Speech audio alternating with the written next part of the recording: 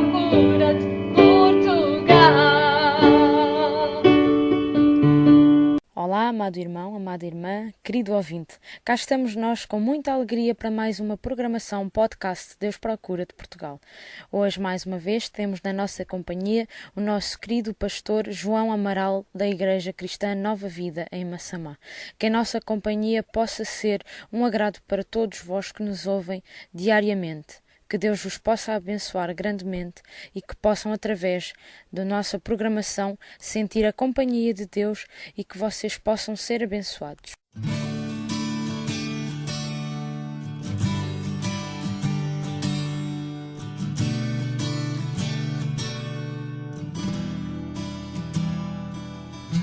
Na na na na na na na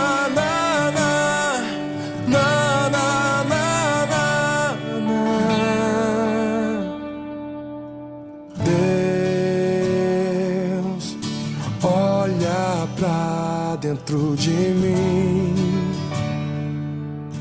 recompõe meu coração com a qualidade que fez de Jó um espelho para gerações. Rico, pobre, ele foi o que eu preciso ser. Coração sincero, homem reto pra não se perder. Jó não blasfemou no dia em que tudo virou cinzas. Eu preciso ser assim, Senhor, me ensina. Toca, Senhor, no meu caráter, me dá o coração de Jó, que não blasfema, que te adora, mesmo se tudo vira pó. Toca, Senhor, no meu caráter, me dá o coração de Jó. Em meio ao tudo, em meio ao nada, quero te adorar, Senhor, tu és meu melhor.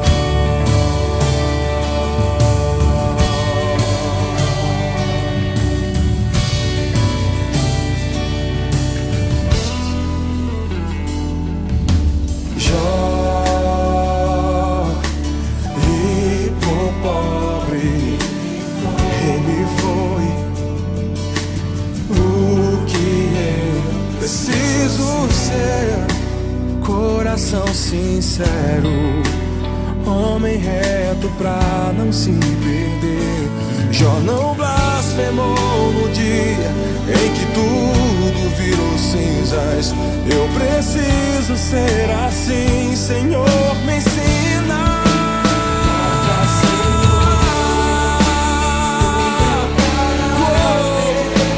Me dá o coração de Jó, que não blasfema, que te adora, mesmo se tudo vira pó.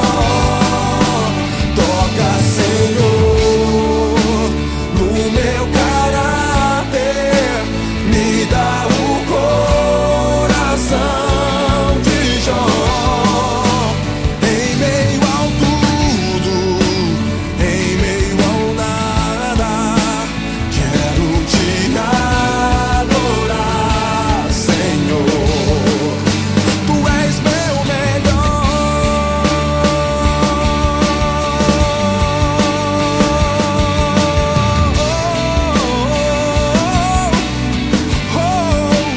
Toca, Senhor, no meu caráter, me dá um coração de Jó, que não blasfema, que te adora, mesmo se tu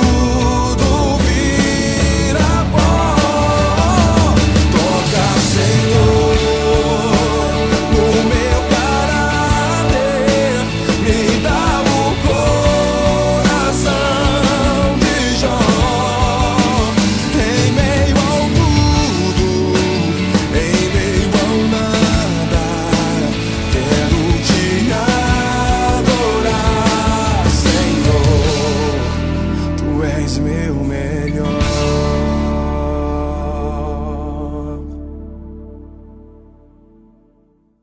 Juízes, capítulo 10, versículo 17, diz assim a palavra do Senhor. Tendo sido convocados, os filhos de Amon acamparam-se em Gileade. Mas os filhos de Israel se congregaram e se acamparam em Mispa. Então o povo, aliás, os príncipes de Gileade, disseram uns aos outros: quem será o homem que começará a pelejar contra os filhos de Amon? Será esse o cabeça de todos os moradores de Gileade.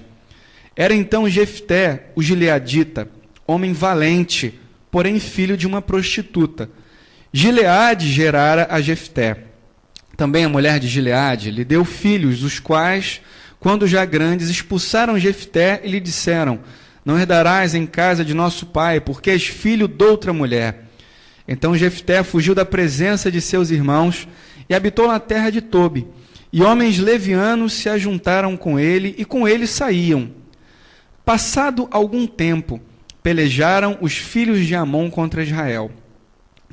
Quando pelejavam, foram os anciãos de Gileade buscar Jefté da terra de Tobi e disseram a Jefté: vem e sê nosso chefe para que combatamos contra os filhos de Amon. Porém Jefté disse aos anciãos de Gileade: porventura não me aborrecestes a mim e não me expulsastes da casa de meu pai? Por que, pois, vindes a mim agora quando estás em aperto? Responderam os anciãos de Gileade a Jefté: por isso mesmo tornamos a ti. Vem, pois, conosco e combate contra os filhos de Amon, e sê nosso chefe sobre todos os moradores de Gileade. Então Jefté perguntou aos anciãos de Gileade: se me tornardes a levar para combater contra os filhos de Amon, e o Senhor nos der a mim, então eu vos serei por cabeça?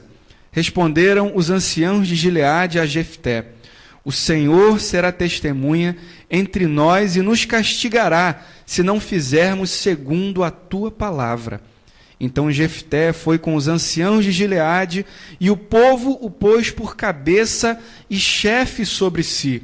E Jefté proferiu todas as suas palavras perante o Senhor em Mispa. Vamos orar. Senhor Deus e Pai, estamos nessa manhã diante da Tua palavra, Deus. E diante da Tua palavra, estamos aqui tremendo, temendo, Senhor, porque a Tua palavra é poderosa. Nós somos pecadores, não merecemos estar diante do Senhor, nem ouvir a Tua voz.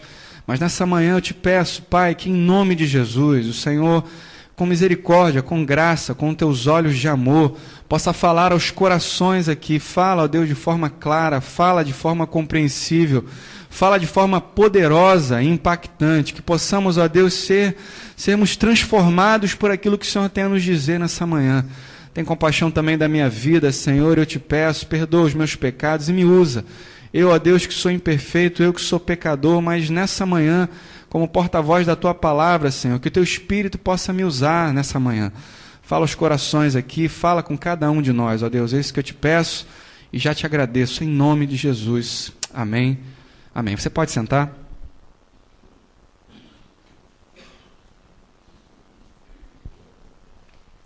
Estigma. Você sabe o que é estigma? Estigma, segundo uma definição literal, a tradução literal dessa palavra que vem do grego, estigma significa uma marca, um sinal. Estigma significa uma marca deixada por uma ferida, uma marca deixada por uma doença. E na antiguidade, irmãos, quando você era preso ou você era escravo de alguém, enfim, uma situação desse tipo, uma situação onde você precisava ser distinguido dos outros por uma conduta ruim, uma conduta perversa. As pessoas marcavam esses homens, marcavam essas pessoas. Na antiguidade usava-se o estigma para marcar aqueles homens, aquelas mulheres que porventura tivessem cometido algum crime ou que porventura fossem escravos de alguém. Então o estigma tornou-se depois, com o passar dos anos, uma palavra que foi usada no sentido pejorativo, uma palavra usada no sentido negativo. Estigmatizar significa marcar alguém negativamente, é uma marca desonrosa. E uma definição que eu achei brilhante no dicionário, encontrei, diz o seguinte: Estigmatizar, estigma, significa visão negativa e muito arraigada numa sociedade a respeito de determinada prática ou comportamento. Estigmatizar alguém ou um grupo de pessoas significa atribuir a essa pessoa ou a esse grupo de pessoas uma marca desonrosa. O Brasil se tornou independente de Portugal em 1822. Nessa época, um pouquinho antes disso, né, o movimento migratório de portugueses para o Brasil era de um tipo diferente. As pessoas que saíam de Portugal e chegavam no Brasil, era a nobreza de Portugal, era a nata da sociedade. Muitas pessoas que saíam daqui e iam para lá tinham uma cultura diferente, era uma maneira de ser e de pensar diferente. Com a independência do Brasil e com o fim da escravidão, em 1850, a partir de então esse movimento migratório passou a ter uma característica diferente. O Brasil agora era uma nação independente, era um povo independente, e nesse momento o Brasil precisava de mão de obra, precisava de trabalhadores, para a lavoura principalmente. Então nesse momento se abrem as portas do país, do Brasil, para receber um outro tipo de imigrante europeu, não apenas português, um outro tipo de imigrante europeu. Precisava-se de mão de obra, de pessoas para trabalhar na lavoura.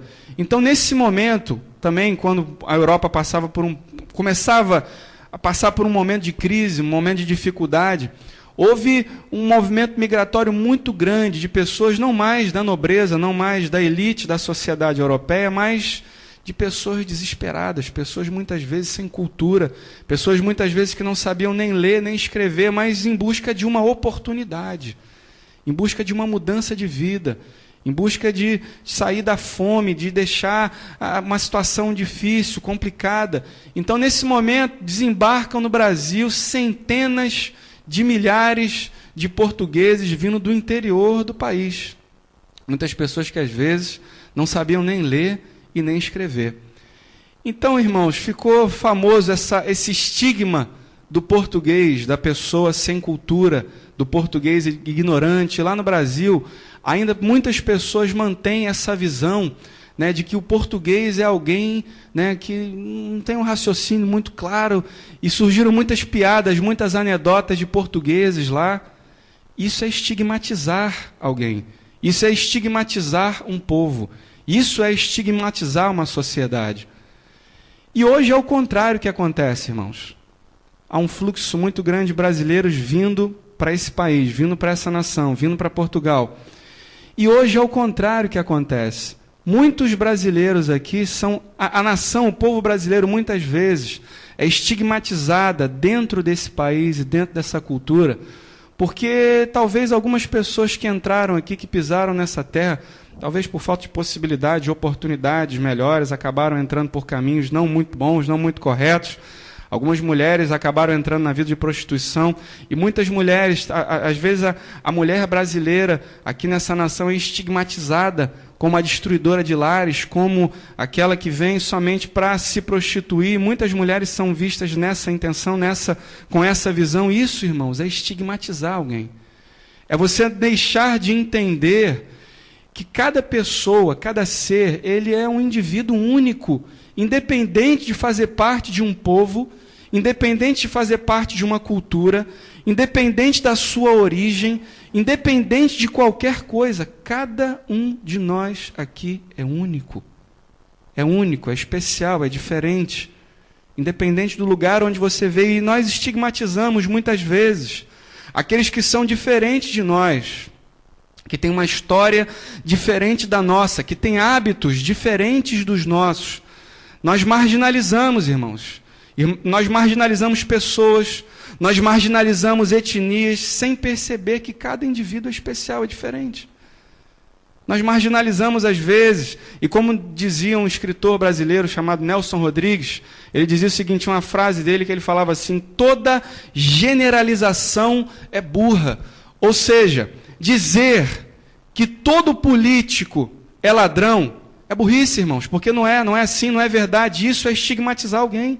Estigmatizar uma pessoa é colocar nela uma marca desonrosa e sem dar a ela a possibilidade de provar aquilo que ela é, mostrar aquilo que ela é capaz, aquilo que ela pode fazer. E eu sei que nessa manhã, aqui nesse lugar, eu falo para pessoas que já foram estigmatizadas na vida.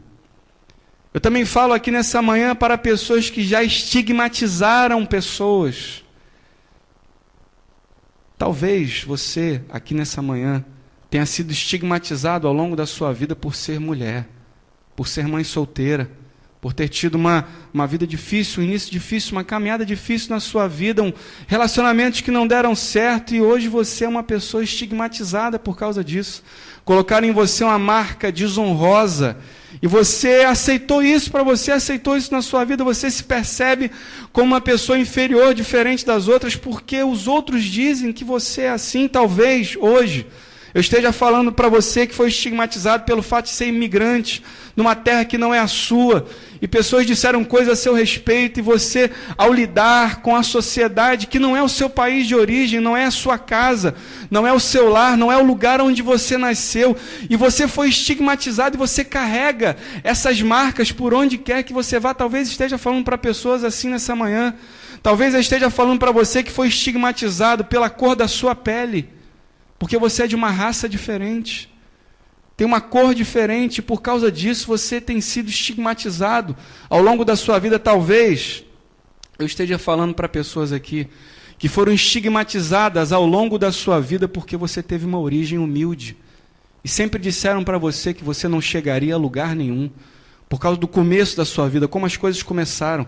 Como de onde você vem, desse lugar aí não pode vir nada de bom, dessa família não pode vir nada de bom, desse lugar, desse ambiente onde você nasceu, não pode vir nada de bom. Então você, como veio desse lugar, como veio desse ambiente, não pode ser nada de bom na vida. Talvez eu hoje esteja falando para pessoas aqui estigmatizadas, talvez por uma característica sua marcante que você tinha na sua infância, uma característica física, não sei, uma característica intelectual, não sei.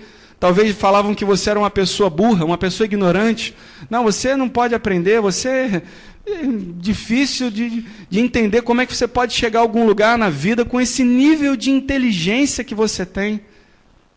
Talvez eu esteja falando para pessoas aqui, irmãos, que foram estigmatizados ao longo da vida, porque se envolveram com pessoas, com situações que os seus amigos não aprovavam, que a sua sociedade não aprovava, que os seus pais não aprovavam. E os estigmas, irmãos, eles nos limitam. Quando nós ouvimos coisas a nosso respeito, e ouvimos de forma recorrente, muitas vezes nós passamos a acreditar que aquilo é uma verdade. E quando nós aceitamos isso na nossa vida, quando eu aceito isso no meu coração, esse estigma, ele me limita a ser aquilo que eu posso ser. Eu limito meu potencial, eu paro de sonhar, eu paro de desejar coisas, porque afinal de contas, eu sou assim. Eu sou isso o que dizem a meu respeito. Agora você imagina o seguinte, imagina você ser um filho bastardo, fruto de um relacionamento do seu pai com uma prostituta. Imagina ser filho de uma prostituta, no meio de uma sociedade difícil, complicada, arcaica. Imagina isso. Imagina você crescer com isso. Imagina você crescer e ter meio irmãos seus, né, que crescem junto contigo, sabendo que você é filho ilegítimo daquele que é o pai deles, sabendo que ele é fruto de um relacionamento do pai com uma prostituta. Imagina você conviver com isso. Imagina ao longo da sua infância o que você não ouviria, os estigmas que você não carregaria. Imagina, irmãos, ser odiado pela sua própria família, ser odiado pelos seus irmãos. Imagina ser expulso de casa, imagina isso. Ser expulso não apenas de casa, mas ser expulso da sua cidade. Você não poder mais estar na sua cidade porque as pessoas lá te odeiam.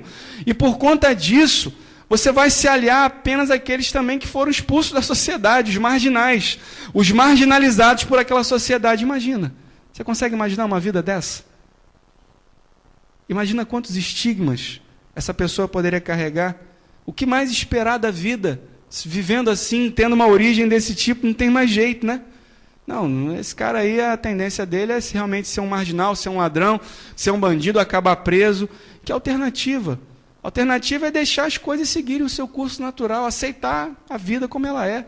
né, e sair vivendo a vida do jeito que a vida se impôs para mim. O jeito é não criar muitas expectativas. Afinal de contas, eu sou filho de uma prostituta. Afinal de contas, todo mundo me odeia. Afinal de contas, todos os meus amigos são bandidos, são marginais. Criar expectativas na vida, ser alguém na vida, ter um futuro, não faz sentido. Isso não faz sentido para mim. É melhor aceitar o meu destino, o destino que os outros traçaram para mim. Não é verdade? Só que teve um homem que disse, não, eu não vou aceitar isso para a minha vida, não. Esse não é o meu futuro, esse não é o meu destino. O nome desse homem é Jefté.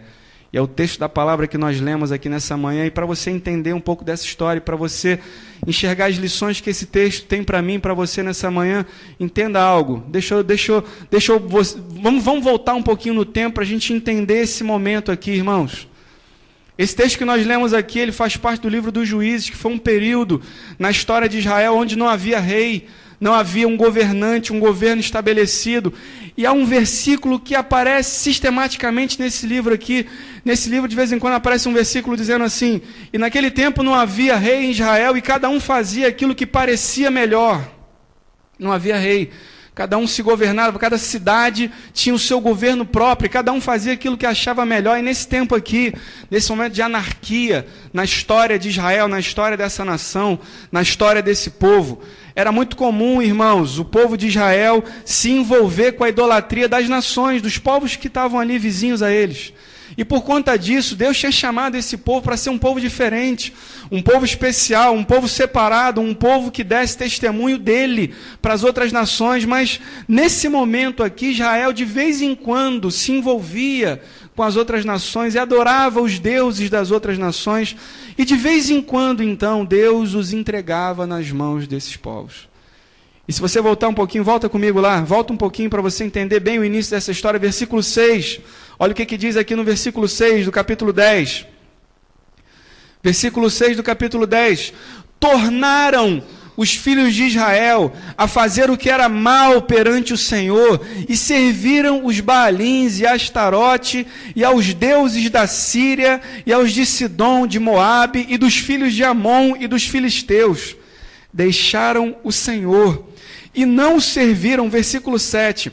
Acendeu-se a ira do Senhor contra Israel e entregou-os nas mãos dos filisteus e nas mãos dos filhos de Amon, os quais, nesse mesmo ano, vexaram e oprimiram os filhos de Israel. Por 18 anos oprimiram a todos os filhos de Israel que estavam da além do Jordão, na terra dos amorreus, que está em Gileade, terra de Jefté. Nesse momento aqui, Israel passava por uma crise complicada. Eles estavam sendo dominados já há 18 anos por um povo que não era o seu. Irmão, ser dominado é difícil, é complicado. Você ser humilhado, você ter que pagar tributos a uma outra nação, você não ser uma nação soberana e independente é difícil, é complicado. Era isso que estava acontecendo aqui, irmãos. E nesse momento aqui, depois de 18 anos de dominação, depois de 18 anos de luta, de crise, aquele povo já não aguentava mais. Aquela gente já não aguentava mais aquela dificuldade, aquela dor, e então eles decidiram se consertar com Deus. E foram procurar o Senhor, falar: Deus, nós precisamos de libertação, nós precisamos, esse povo está nos oprimindo, nos humilhando. E nesse momento então aqui da história, irmãos, no versículo 17, fala que era um momento de guerra, era um momento de crise, era um momento de batalha, eles não aguentavam mais, eles queriam uma libertação, mas eles não tinham quem liderar aquele povo. Israel já, depois de 18 anos de humilhações, já estavam cansados, eles não tinham alguém que fosse à frente do povo. E nesse momento, então, surge um personagem da nossa história, Jefté. Jefté, irmãos, teve uma infância difícil. Você consegue imaginar aqui na história? Jefté diz que ele era filho de uma prostituta. Era essa pessoa que eu descrevi aqui para vocês. Imagina como esse garoto cresceu, irmãos. Imagina como é que foi a vida dele. Imagina quantos estigmas ele não foi carregando ao longo da vida, ao longo da infância, ser chamado de filho bastardo. Imagina o estigma que carregar de ser filho de uma prostituta, irmãos. E aquele jovem, ele cresceu assim, mas por ter tido uma infância tão difícil, uma vida tão difícil, essas dificuldades, irmãos, ao invés de derrotar esse garoto, ao invés de derrotar esse jovem, ao invés de derrotar esse rapaz, fizeram dele um homem valente, Um guerreiro valente. Ele teve que aprender a lutar. Ele teve que aprender a se defender. Ele teve que aprender a ser um homem de verdade. Ele teve que aprender a andar sozinho, a caminhar sem precisar da ajuda dos outros, porque afinal de contas ninguém queria ajudar o filho da prostituta, ninguém queria ajudar, ninguém queria se envolver com ele. Quem ia querer se envolver e fazer amizade com esse jovem? Ele teve que crescer sozinho, irmãos. Ele teve que aprender a se virar, a lutar. E por causa disso, o texto diz no versículo 1 que Jefité, o gileadita, era um homem valente. Ele se tornou um guerreiro valente, ele aprendeu a se defender e por causa disso, ele se torna um líder, irmãos. Aquele homem foi se tornando um líder, porque aquilo foi florescendo no coração dele, as injustiças que ele foi sofrendo ao longo da vida. Eu fico imaginando no coração desse homem, no coração desse jovem, eu fico imaginando essas feridas, essas flechas no coração dele, e fico tentando imaginar a maneira como ele lidava com isso, irmãos. Não devia ser fácil. Mas eu fico imaginando como o texto nos descreve Jefité, irmãos. Eu fico imaginando que esse jovem, ele tomou a decisão, ele tomou a iniciativa, falou, não, eu não vou deixar que isso defina o meu futuro, defina a minha vida, defina a minha história. Eu quero marcar uma história diferente, eu quero ser diferente, eu não vou deixar que as pessoas digam o que eu sou, porque eu sei quem eu sou. Eu não vou deixar que esses estigmas, que essas marcas desonrosas definam a minha vida, definam o meu futuro. E o tempo passou, irmãos. Esse homem aprendeu a ser um líder. Esse homem aprendeu a se relacionar com pessoas, talvez por ter sido tão ferido, tão magoado, ele aprendeu como não se relacionar com os outros, o que não fazer nos relacionamentos interpessoais. Aqui no versículo 3 diz assim: então Jefté fugiu da presença dos seus irmãos e habitou na terra de Tobi, e homens levianos se ajuntaram com ele, viram nele um pai. Viram nele talvez aquilo que não conseguiram encontrar na família deles também. Jefté se tornou líder desses homens, se tornou líder desse bando, irmãos. E o tempo foi se passando, aquele homem foi liderando esse grupo de pessoas, Deus foi trabalhando no coração dele, e de repente chegou um momento crucial. Um momento de crise, um momento de luta, um momento de dificuldade. Aquele homem, Jefté, já tinha sido expulso da sua cidade, expulso da sua terra, mas diante da luta, diante da crise, o povo que o expulsou, vendo-se sem condições de enfrentar o exército que vinha contra eles, de quem eles se lembraram? Do guerreiro valente. Daquele homem que tantas vezes eles pisaram. Daquele homem que tantas vezes foi humilhado por eles, mas apesar de ser humilhado, apesar de ser pisado, eles percebiam que aquele homem era diferente. Ele era um guerreiro de verdade. Ele era o único capaz de reverter aquela situação. Ele era a única esperança. Ele era a última esperança. E no meio daquela crise, irmão, surge então a oportunidade. E Jefté agarra aquela oportunidade como se fosse a última na sua vida. E vendo essa história, irmãos, eu quero compartilhar com vocês algumas lições que eu aprendo com a vida de Jefté. Em primeiro lugar, eu quero que você aprenda nessa manhã, entenda que a vida de Jefté, irmãos, é a prova de que Deus é capaz de reverter qualquer situação. Fala isso para a pessoa que está do seu lado: olha, Deus é capaz de reverter qualquer situação. Fala para ele, fala para ela. Irmãos, de rejeitado, de deserdado, líder de delinquentes, a governante de uma nação, em uma noite, só Deus é capaz de fazer coisas desse tipo, irmãos. A vida de Jefté, ela prova para mim que eu sirvo a um Deus que é capaz de mudar qualquer quadro. Quem diria que isso seria possível, irmãos? Aquele homem estava vivendo a vida dele, ele estava seguindo a vida dele. Quem diria que ele poderia ter uma virada tão grande na vida? Isso era impossível, mas aquilo que é impossível para os homens é possível para Deus. Eu não sei que impossibilidade você enfrenta na sua vida. Eu não sei que quadro você enfrenta na sua vida hoje, mas eu quero dizer algo para você. Você serve a um Deus que é capaz de reverter qualquer quadro. Eu não sei se o seu problema é no seu casamento, você já vive há 15 anos em lutas, em crise, em dificuldades. E você olha e fala assim: não tem mais jeito. Essa história já não tem mais jeito, mas entenda, creia que Deus é capaz de reverter esse quadro na sua vida. Deus é capaz de reverter qualquer situação, irmãos. Ele reverteu essa história da vida desse homem do dia para a noite. Esse problema que você está enfrentando é pequeno demais para o Deus que você serve, você entende isso? A vida de Jefité, ela prova para mim, irmãos, ela prova para você que as nossas vidas, se as nossas vidas estão nas mãos de Deus, você pode experimentar uma virada impressionante. Você pode dormir hoje de um jeito e acordar de um jeito diferente. Deus pode abrir uma porta que você não esperava, uma porta impossível, que você nem imaginava que isso fosse acontecer, irmãos. A vida de Jefité é a prova de que Deus é um Deus que reverte qualquer situação. Não sei, talvez essa situação financeira hoje esteja difícil demais. Você fala assim, não tem mais jeito, pastor. Não tem mais jeito, eu já tentei de tudo, eu já bati em todas as portas, mas Deus é capaz de reverter essa situação, amém? Talvez seja na sua família, na sua casa, nos seus filhos, não sei. Uma pessoa que você já está orando por ela há anos e você fala, não tem mais jeito, e quanto mais eu oro, parece que a situação piora. Quanto mais eu peço a Deus, parece que a situação piora. Continue crendo no Senhor, porque Deus reverte qualquer situação. Continue crendo, irmãos, continue, porque Deus é um Deus do impossível, Ele reverte qualquer quadro. Em segundo lugar, irmãos, a vida de Jefité é uma lição de que não importa como as coisas começam, e sim como elas terminam. Vira para a pessoa que está do seu lado e fala assim, olha, começos difíceis, fala para ele, começos difíceis não determinam finais ruins, fala para ele, fala para ela. Começos difíceis não determinam finais ruins, irmãos. Esse homem aqui começou difícil, foi uma vida difícil demais, um início complicado. Você imagina as dificuldades que ele enfrentou no início da vida dele, no início da caminhada dele, imagina, você consegue imaginar? E talvez eu esteja falando para pessoas aqui que se identifiquem com essa história, e você fala, pastor, a minha vida foi difícil demais, no início, foi complicado demais, eu tive uma infância difícil demais.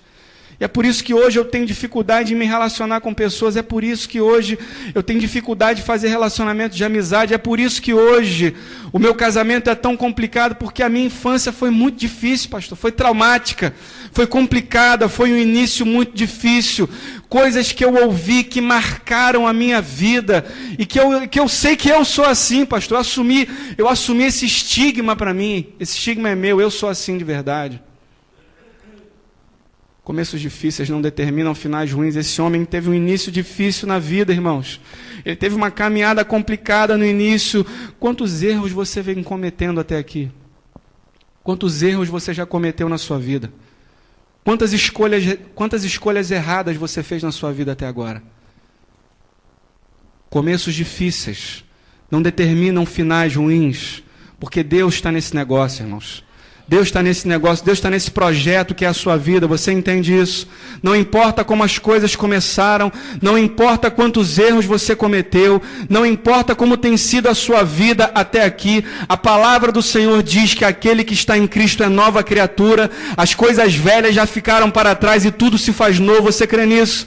Talvez você diga assim, não pastor, mas a minha vida já começou torta, e tem um ditado que diz que pau que nasce torto, morre torto, mas eu conheço um carpinteiro de Nazaré que pode dar jeito em qualquer situação, qualquer madeira torta, irmãos, Deus ele pode dar um jeito nessa situação que é a sua vida, creia nisso, não importa como a coisa começou, não importa como foi o início da sua história, Deus pode reverter esse quadro, creia nisso, irmãos, creia nisso, deposite a sua expectativa em Deus,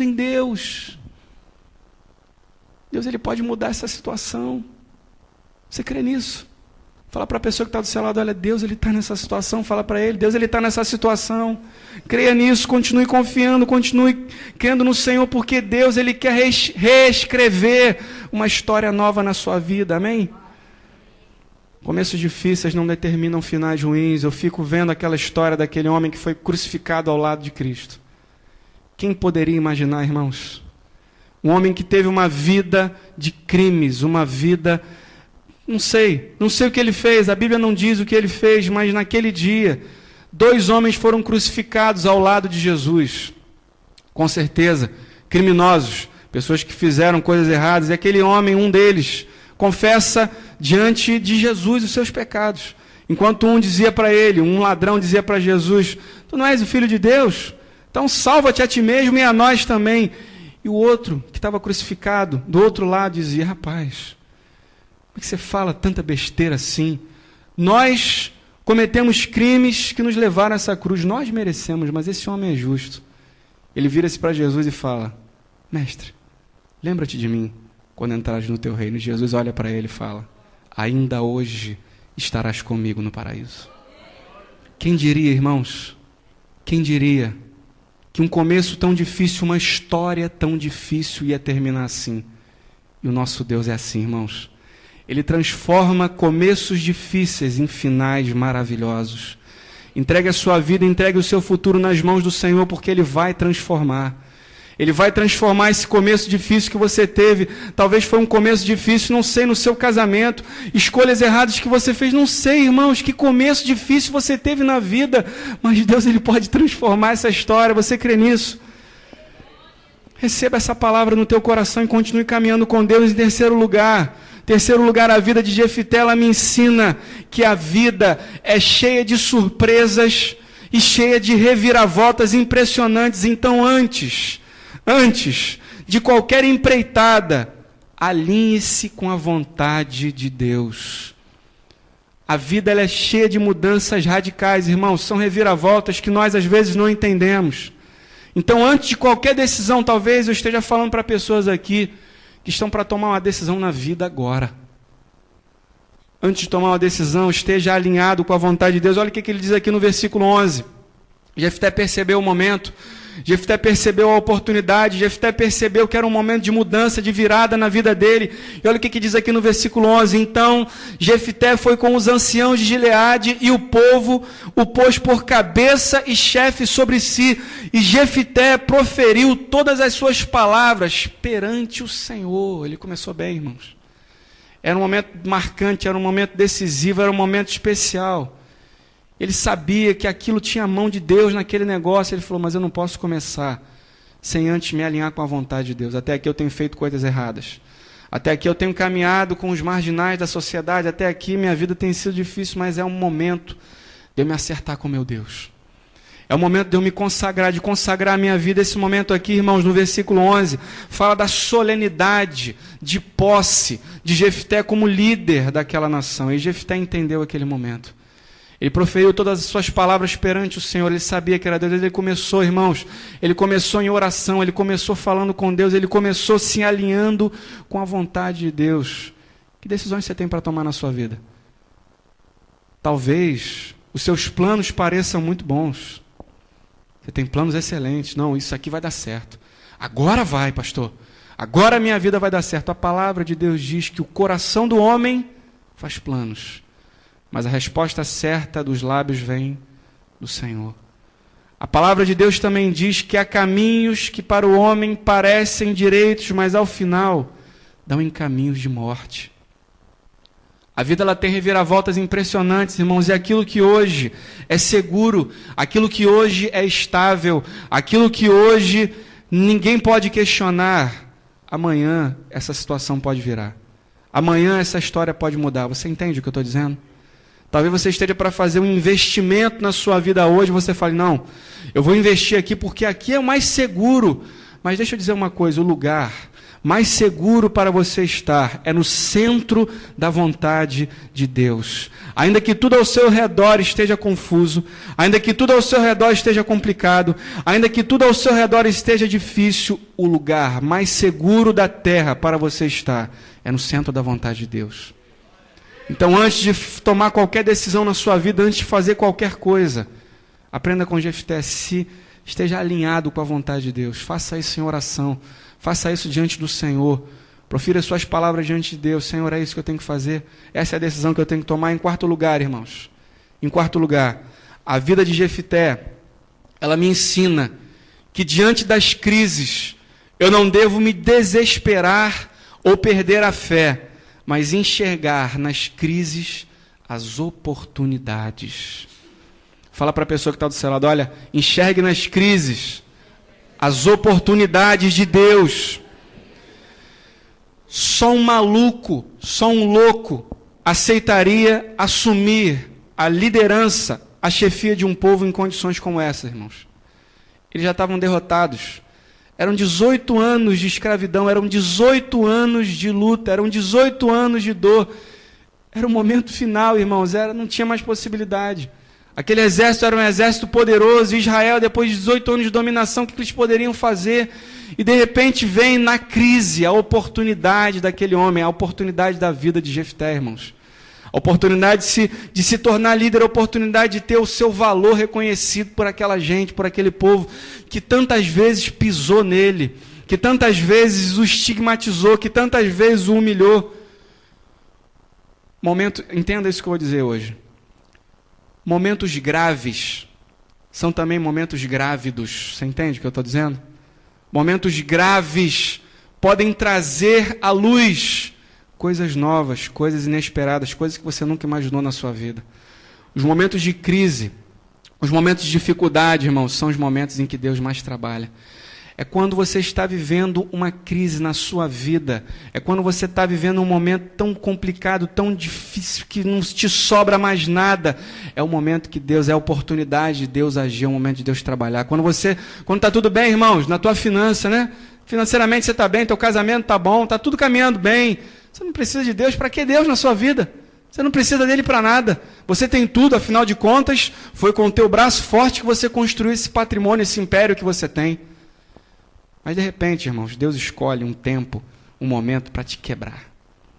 Para tirar tudo aquilo que você sempre acreditou como o teu esteio, como a tua segurança. E nesse momento, enquanto você é moído, enquanto você é quebrado, enquanto Deus vai te tirando tudo aquilo em que sempre você acreditou, é o momento que Deus tem para trabalhar. É o momento em que Ele está quebrando esse coração de pedra e colocando em você um coração novo. E talvez eu esteja falando para pessoas que estão vivendo esse momento na vida e não estão entendendo o que está acontecendo, irmão. É Deus trabalhando na sua vida, é Deus trabalhando no seu coração. Os momentos de crise, os momentos de luta, os momentos de dor, os momentos de dificuldade, são os momentos em que Deus trabalha. Talvez seja uma crise que você está vivendo no seu relacionamento conjugal, no seu casamento. É o momento que Deus está levantando coisas para serem tratadas por Ele. Enxergue nessa crise a oportunidade de resolver essas questões. Enxergue nessa crise a oportunidade de resolver o problema. Quanto mais tempo você vai conseguir caminhar com isso? Quanto mais você vai conseguir levar essa situação, essa história? Os momentos de crise, irmãos, são os momentos em que Deus opera, talvez, seja por alguém que você está orando já há muito tempo, há muitos anos. E quanto mais você ora, mais a situação piora, mais a situação caminha para um momento que você fala assim, não, mas é insolúvel essa situação, esse quadro aí não tem como resolver. E quanto mais eu oro, parece que piora a situação. Entenda, irmão, que Deus está conduzindo essa história. E pode parecer para você que está caminhando por uma situação que não vai ter mais jeito de resolver, mas é Deus levando esse quadro, é Deus levando o teu casamento, é Deus levando esse relacionamento, é Deus levando essa pessoa para o ponto em que ele vai estar preparado para receber a graça de Deus na vida dele, no coração dele. Momentos de crise, irmãos, são momentos de grandes oportunidades. Das crises nascem as maiores oportunidades, e Jefté entendeu isso. Ele agarrou aquele momento, era um momento de crise, mas ele agarrou aquilo como uma oportunidade única na vida dele. Aprenda com Deus, aprenda com Jefté a enxergar as oportunidades de Deus na sua vida. Amém? Quantos estigmas você tem carregado na sua vida até aqui? Deus quer te libertar hoje disso. Deus, Ele quer libertar pessoas aqui. Quantas pessoas você tem estigmatizado ao longo da sua vida? Não sei. Talvez você tenha estigmatizado pessoas ao longo da sua vida pelo nível cultural, pela origem dela, pela cor da pele. Talvez você estigmatize pessoas pelo país dela de origem. Não sei. Quantas pessoas você tem estigmatizado na sua vida até aqui? Deixa eu dizer uma verdade para você. Deus, Ele pode mudar qualquer situação. E essa pessoa que você tem estigmatizado ao longo da sua vida pode ser a pessoa que você mais vai precisar na sua vida. E o futuro não está nas suas mãos, o futuro está nas mãos do Senhor. Talvez você confie em coisas, em situações, e você se acha o super-homem que não precisa de ninguém. Deus, Ele pode reverter esse quadro. A vida de Jefté, irmãos, ela nos ensina importantes lições, e que hoje você possa aprender com a vida desse homem, que Deus é esse Deus maravilhoso. É o Deus que governa a nossa vida, que governa todas as coisas, e que você, nessa manhã, possa se render a esse Senhor, possa entender quem é o Deus que está nesse lugar, que a tua fé possa ser fortalecida nessa manhã, E que você que ainda não tem essa fé no Senhor Jesus, que você possa entregar o seu coração a Ele hoje. Amém? Que você possa, de alguém estigmatizado, alguém ferido, alguém humilhado ao longo da vida, que você possa se render ao Senhor, crendo que Ele pode mudar essa história. E você que tem estigmatizado pessoas, que você possa render o seu coração ao Senhor. E entender que Deus levantou pessoas especiais para estarem ao seu lado, pessoas que Deus colocou ao seu lado, que talvez você não enxergue o valor que essas pessoas têm. Mas vai ter um momento em que Deus vai te quebrar, irmão. Entenda isso. Isso é uma palavra profética. Que você vai precisar dessa pessoa e você nunca imaginou que precisaria. Feche seus olhos.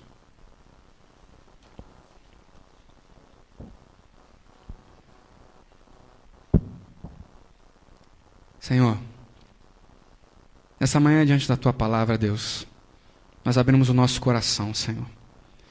Eu quero te pedir, Pai, que em nome de Jesus, aqueles que têm sido estigmatizados até aqui ao longo da sua vida, têm carregado, ó Deus, feridas no coração, têm carregado feridas na sua alma, que o Senhor possa, ó Deus, curar essas pessoas. Cura, Senhor, esses meus irmãos, essas minhas irmãs, que eles possam enxergar no Senhor o valor que eles têm, o valor que elas têm, Senhor, que eles não possam aceitar passivamente isso como algo definido, determinado, enquanto há vida, há esperança, há possibilidade de mudança, e nós cremos num Deus que reverte qualquer situação, que reverte qualquer quadro, em nome de Jesus. Fortalece a fé desses meus irmãos, fortalece a fé dessas minhas irmãs, Senhor, em nome de Jesus. Eu também te peço por aqueles que ainda não entregaram as suas vidas ao Senhor, por aqueles que têm vivido à parte do Senhor, por aqueles que acreditam que pela força da sua capacidade, da sua inteligência, do seu entendimento é que tem construído tudo até aqui. Pai, que essas pessoas possam entender que só o Senhor é Deus, que só o Senhor tem controle sobre todas as coisas, que só o Senhor governa, e que essas pessoas, ó Deus, possam se render aos teus pés, em nome de Jesus. Quebra corações de pedra nesse lugar, ó Deus, e dá um coração novo, um coração, ó Deus, de carne, um coração, ó Deus, moldado, trabalhado pelo Senhor, para que aqui nesse lugar, ó Deus, nós possamos servir ao Senhor, que é um Deus maravilhoso e que tem cuidado das nossas vidas. Senhor, em nome de Jesus, nós agora te entregamos, ó Deus, tudo aquilo que fizemos aqui nesse lugar. Eu te entrego essas vidas e esses corações, que o Senhor possa trabalhar, que o Senhor possa falar. Agora é contigo, é com o teu Espírito Santo. Fala poderosamente, ó Deus, em nome de Jesus. Amém, amém. Como entregar minha vida por ti?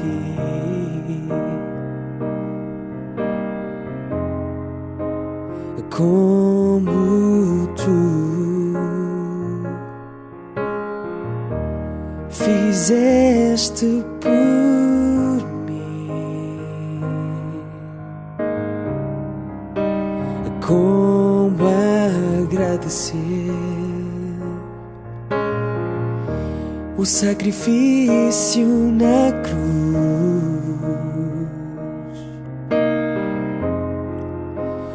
Como expressar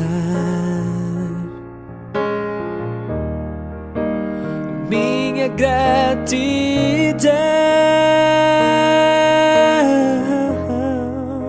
Tu és o amante da minha vida, tu és a beleza que me conquistou.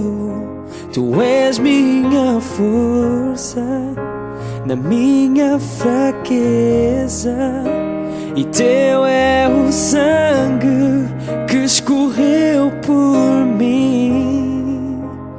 Como poderei esquecer-me de ti?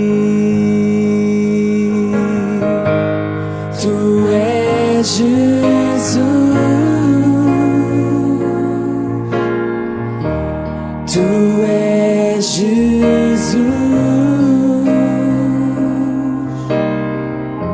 e tua é a mão que acolheu meu coração. Tão grato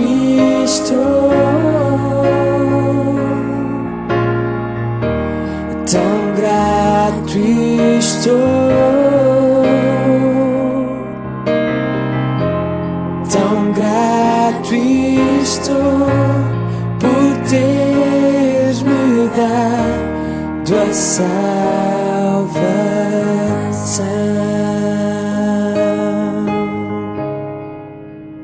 Como entregar minha vida por ti?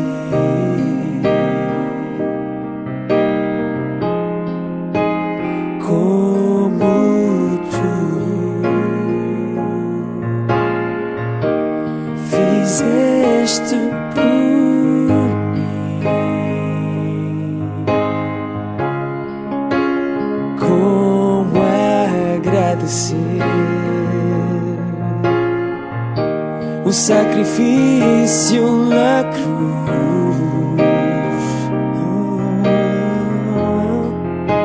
e como expressar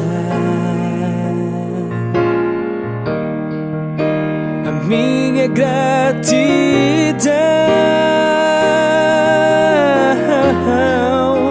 Tu és o amante da minha vida, tu és a beleza que me conquistou. Tu és minha força na minha fraqueza, e teu é o sangue que escorreu por mim.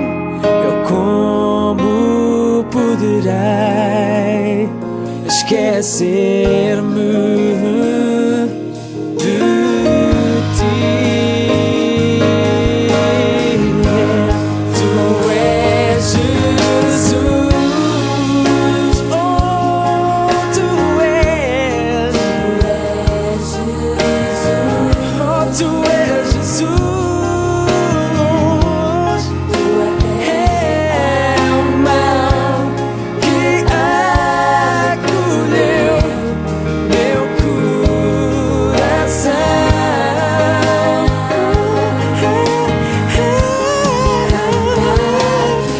Tão grato estou, Jesus, tão grato estou. Oh yeah, tão grato estou por teres-me dado a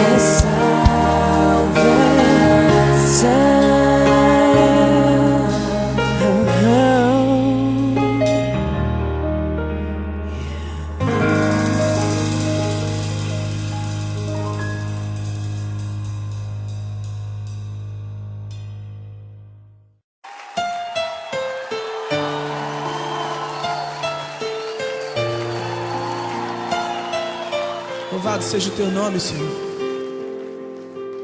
Deus está te dando uma chance nessa noite.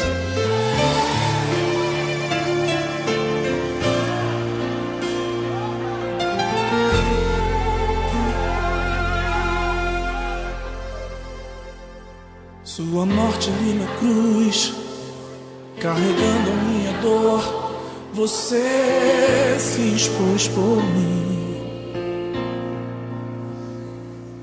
Se entregou em meu lugar e me deu uma nova chance. Eu vou recomeçar. Vou deixar na cruz tudo que passou, tudo que ficou pra trás. Olho pra você, corro pra você. Seu amor me chama.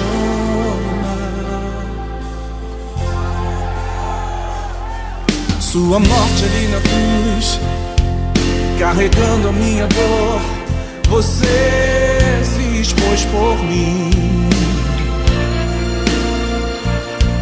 Se entregou em meu lugar e me deu uma nova chance.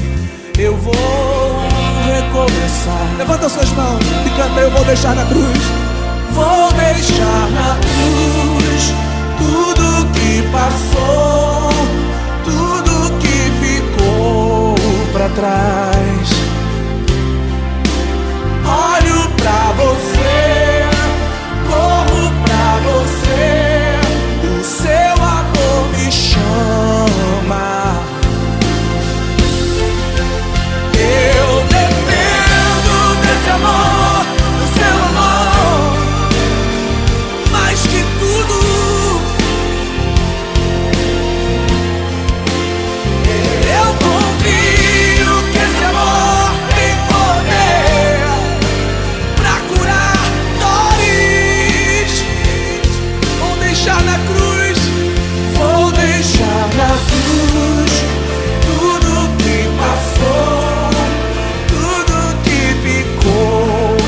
trás.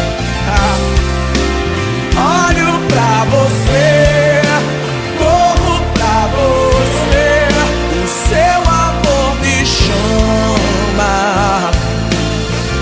Aleluia! Eu dependo desse amor, do seu amor. Mais que tudo, eu confio que esse amor tem poder pra curar dores.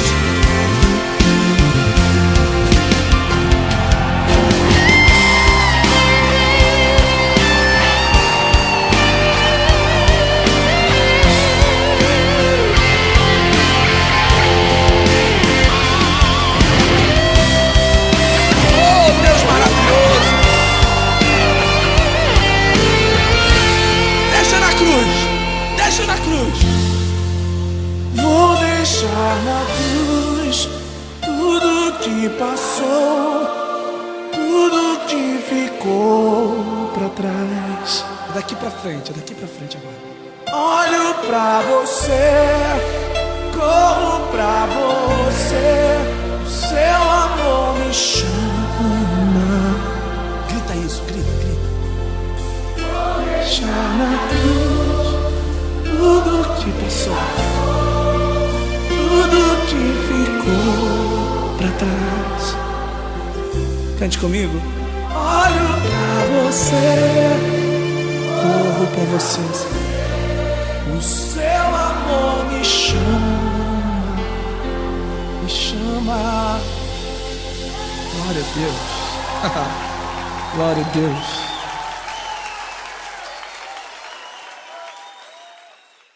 E assim, meu querido ouvinte, minha querida irmã, meu querido irmão, terminamos mais um programa podcast Deus Procura de Portugal. Quero relembrar-te os nossos contactos que poderás utilizar para fazer um pedido de oração, contares o teu testemunho, fazer um pedido musical. Podes então falar connosco enviando-nos um e-mail para radiodeuprocura@gmail.com, lembrando que neste caso não tem o hífen. Podes utilizar o Facebook, que é o facebook.com/deusprocura-te.portugal, já com o hífen. E tens também o nosso contacto Skype, que é o Rádio Deus Procura-te, que, tal como o endereço de correio eletrónico, também não tem hífen.